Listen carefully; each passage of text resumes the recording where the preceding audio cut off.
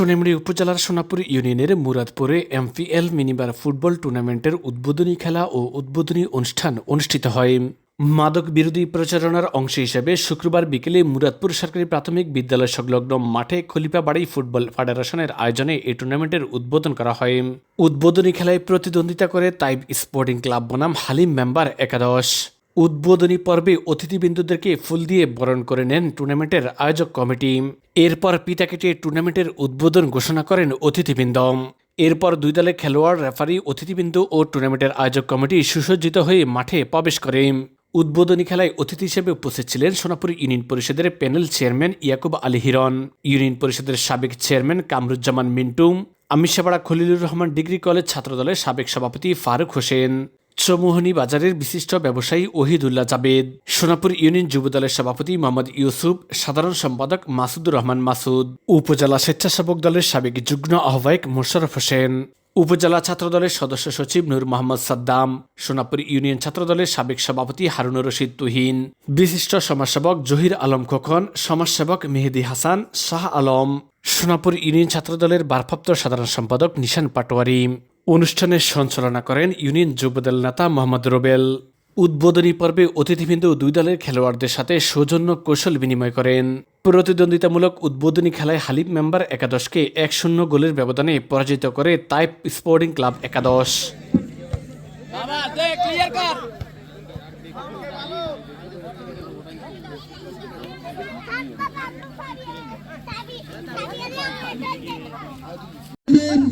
দলের খেলা ফুটবল, এখনো দুটি দল দলের মধ্যে প্রায় 4 নগর হয়ে যাবে। আর প্রণামিত আরো করে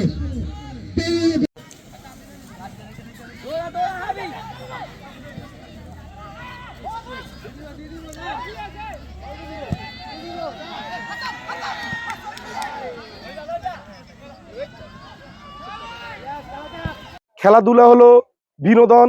এই খেলাধুলার মাধ্যমে আমরা এই সমাজকে একে ঐক্যবদ্ধ করব।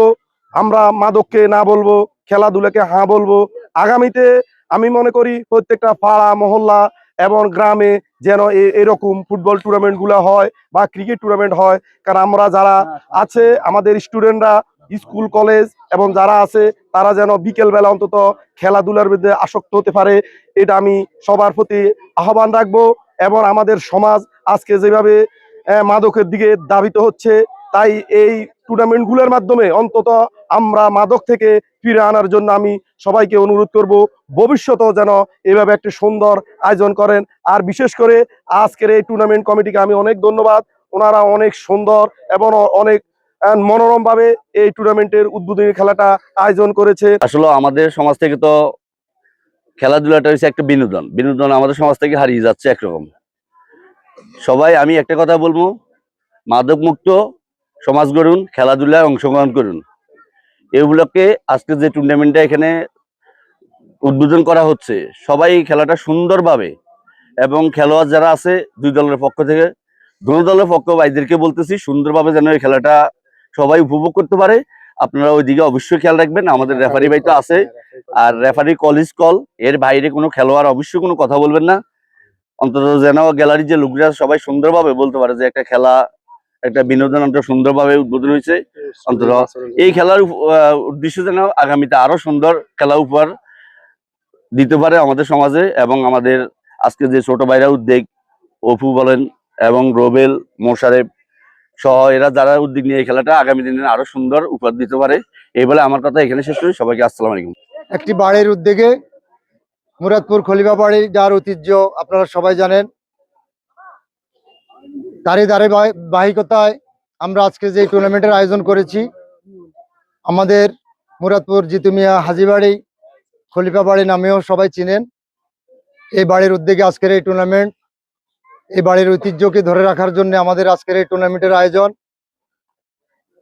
মুরাদপুর যতগুলি বাড়ি আছে আমাদের, এর মধ্যে আমাদের বাড়িটাই পুরাতন বাড়ি এবং এই বাড়িতে অনেক গুণীজনের বসবাস।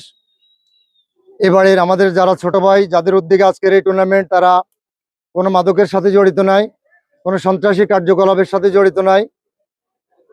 আমরা তাদের উজ্জ্বল ভবিষ্যৎ কামনা করি আজকের এই টুর্নামেন্টের পক্ষ থেকে। এবং আমাদের প্রধান অতিথি, বিশেষ অতিথি সবাইকে আবার আন্তরিক ধন্যবাদ এবং শুভেচ্ছা জানিয়ে আমার সংক্ষিপ্ত বক্তব্য শেষ করলাম। মান্নান হোমিও হল হোমিও চিকিৎসায় ৭০ বছর থেকে নিয়োজিত। Railway station Sonaimuri, Noakhali.